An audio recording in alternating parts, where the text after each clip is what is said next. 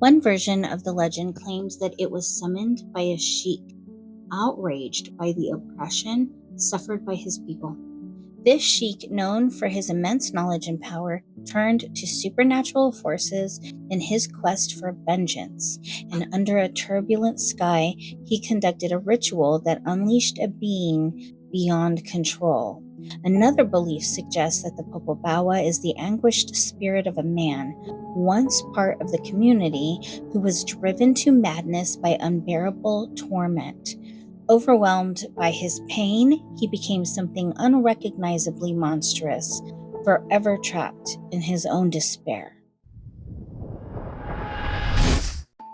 Hello, listeners. Welcome to Dark and Divine Encounters. I'm your host, Denise Dodge, and each episode I will be guiding you through two real supernatural encounters, one eerie and the other positive. Life is a mix of trials and triumphs, and I've seen that the paranormal is no different. So don't forget to subscribe, hit the like button, and follow us on social media for updates. New episodes drop every Wednesday. Please share this podcast with people that you know who love scary stories, spiritual lore, and anything unexplained.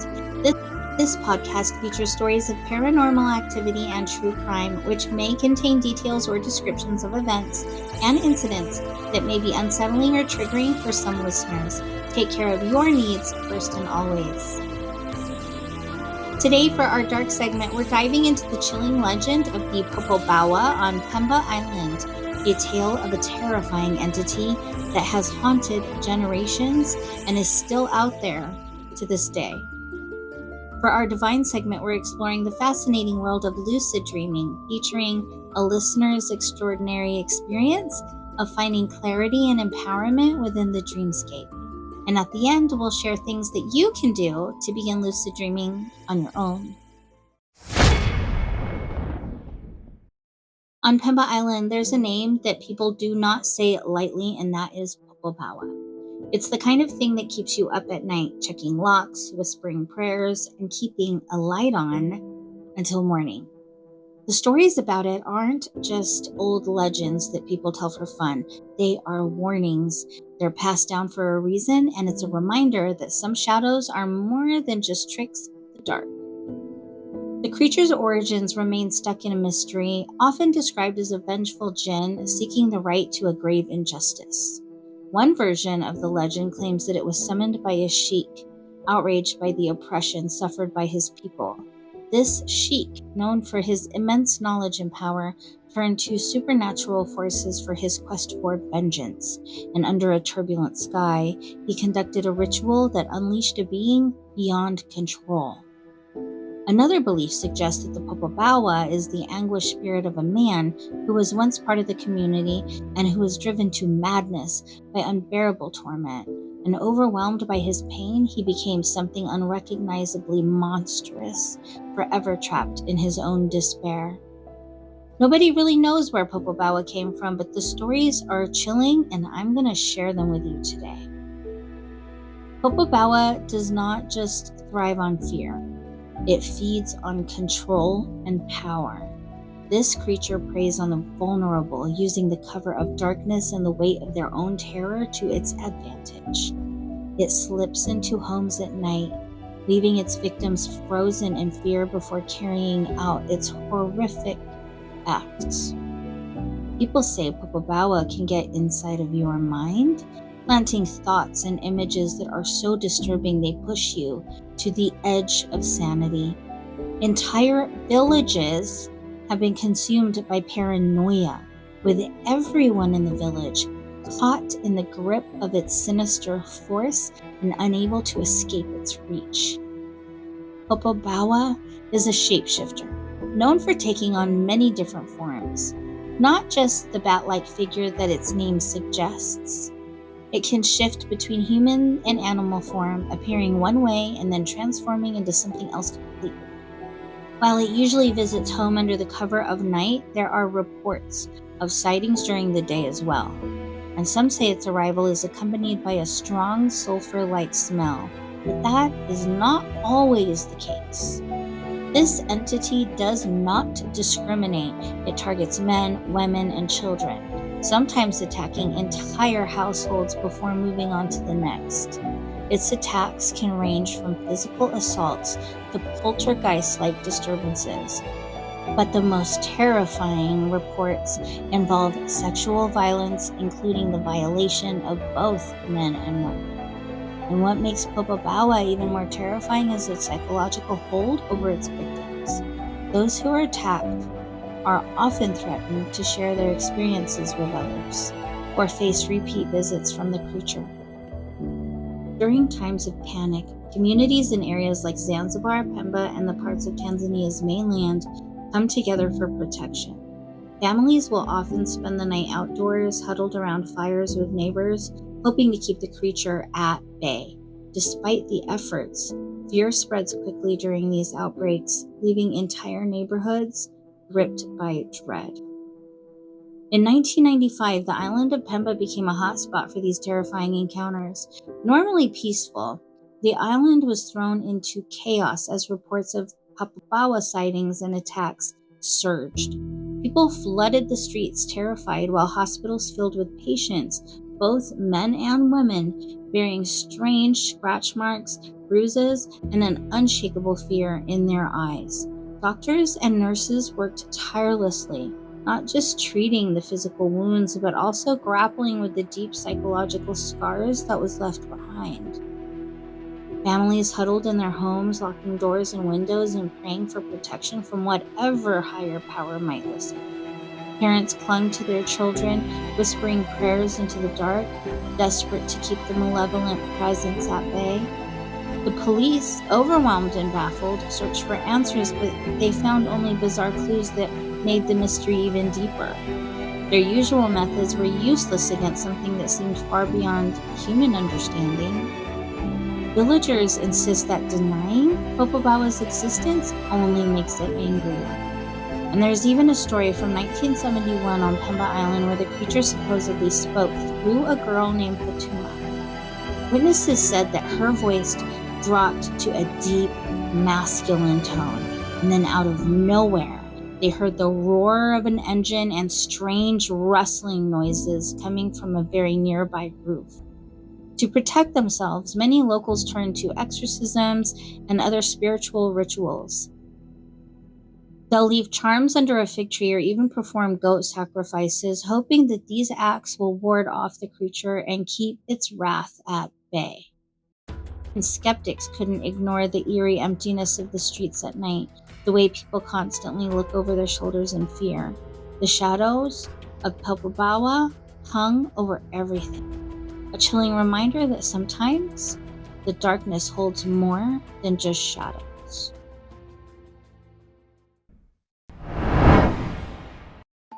While the tales of Popobawa may leave us unsettled, they also tap into a deeper fear of losing control, especially in the vulnerable space between waking and sleeping. And speaking of that blurred line, one listener shared a story about an experience they had while lucid dreaming. Lucid dreaming is when you become aware that you're dreaming, but you're still in the dream. And this often allows you to control or influence the dream's events. Let me tell you what they experienced.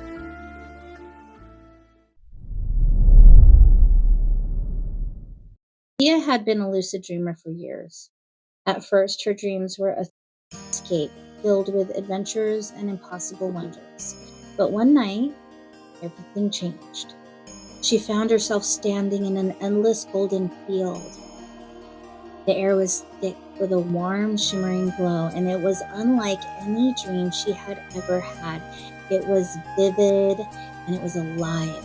She realized she was lucid, but this dream felt different.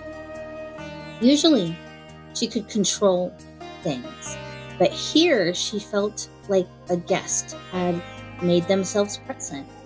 There was an energy in the air and a presence that seemed to hum all around her. From the distance, a figure emerged. It was a woman cloaked in radiant light, her form both human and otherworldly. Her face was indistinct. It was hard to make her out, and it was as if she was too sacred to fully comprehend maybe, but her presence, it just radiated warmth and serenity. Sophia felt very overwhelmed. Her knees started buckling under the weight of the moment, and she said, "Who are you?"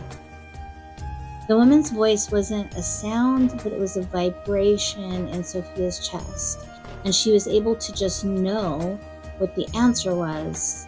And she said what she felt from it was that the entity was saying, "I'm a guide. I am here to guide you," and acknowledging that she had been searching for something more, something deep, and she felt like this entity had come to acknowledge that and respond to the search that she had.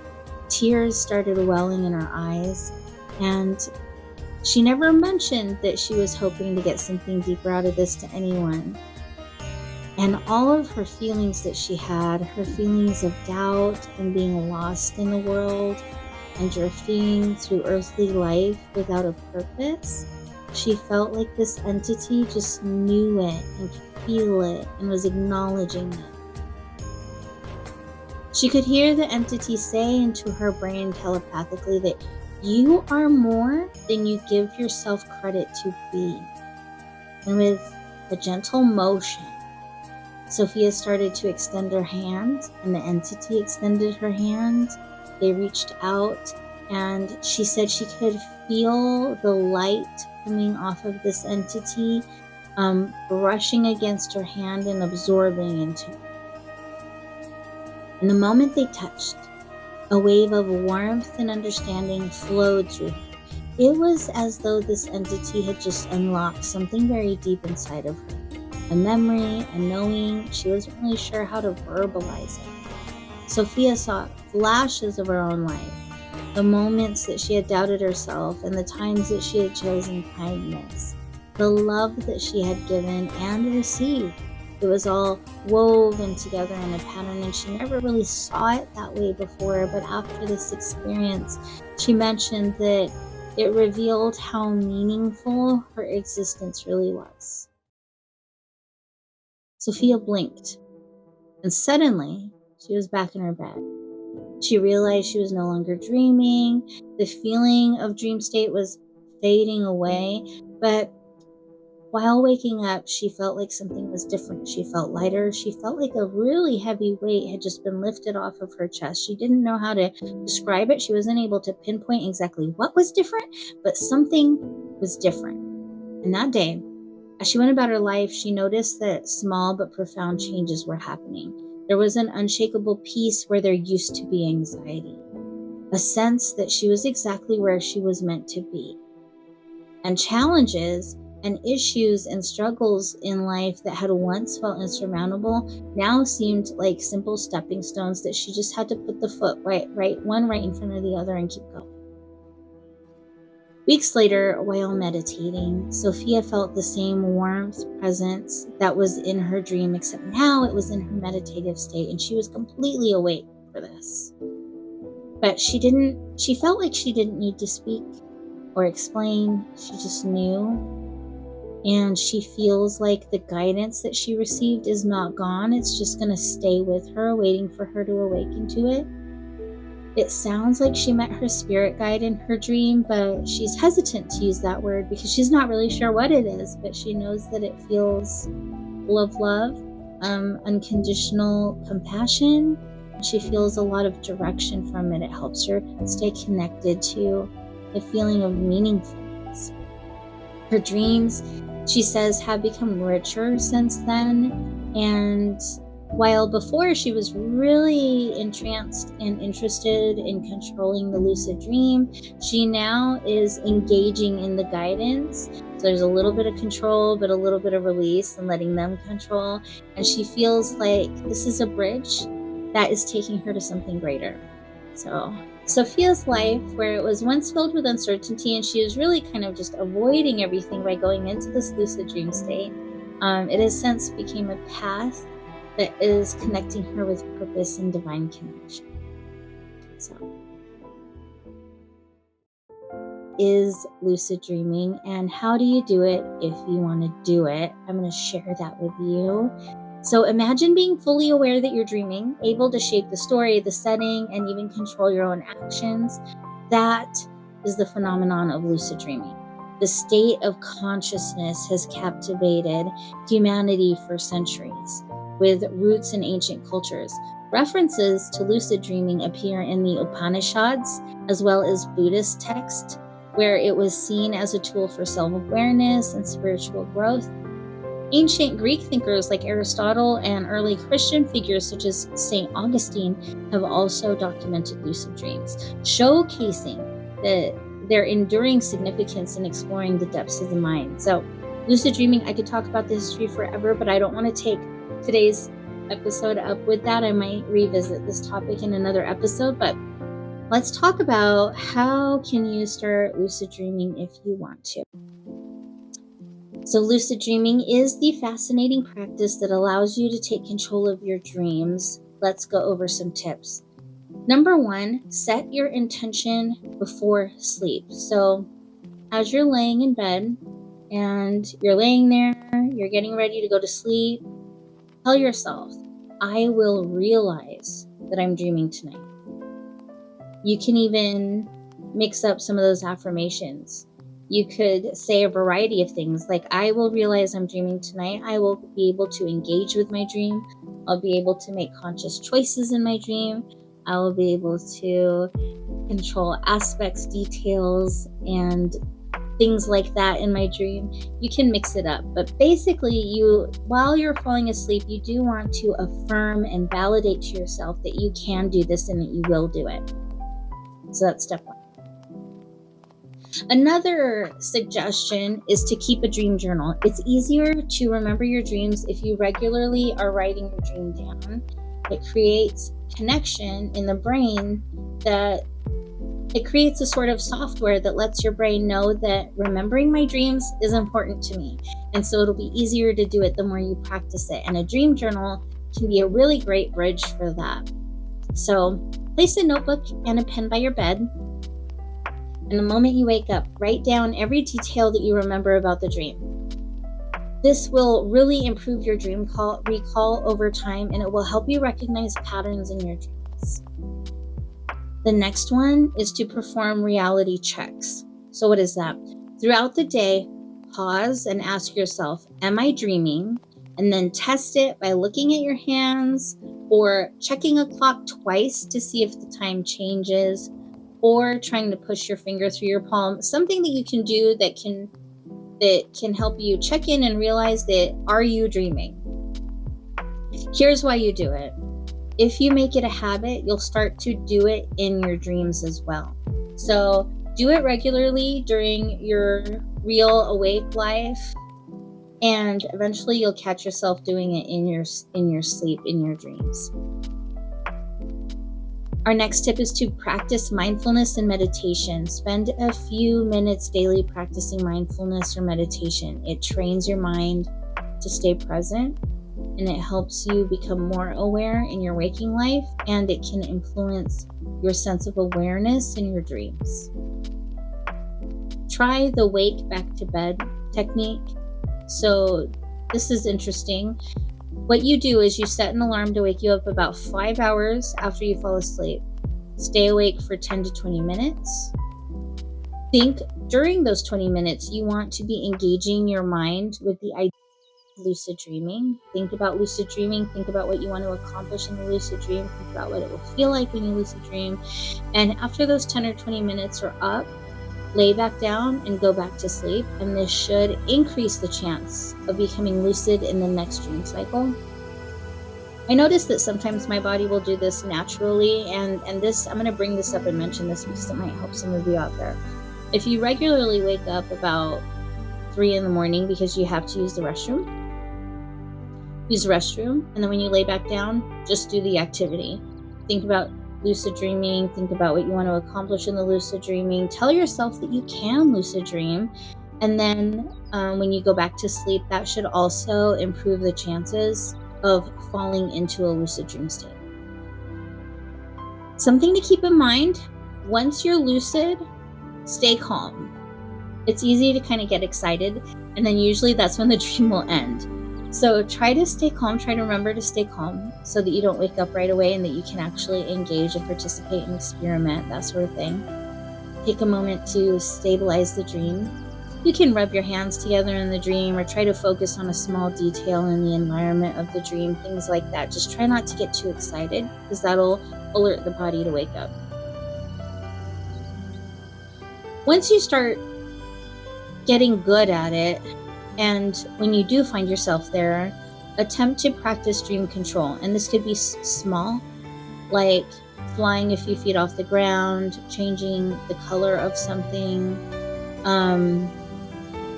As you get more comfortable, experiment with bigger changes, like creating new environments or summoning characters like people that you know or imaginary characters, things like that. Lucid dreaming takes time and patience, so don't get discouraged if it doesn't happen right away. If this is something you really want to do, just keep practicing. It will come to you. You may find yourself waking up in your dreams, ready to explore.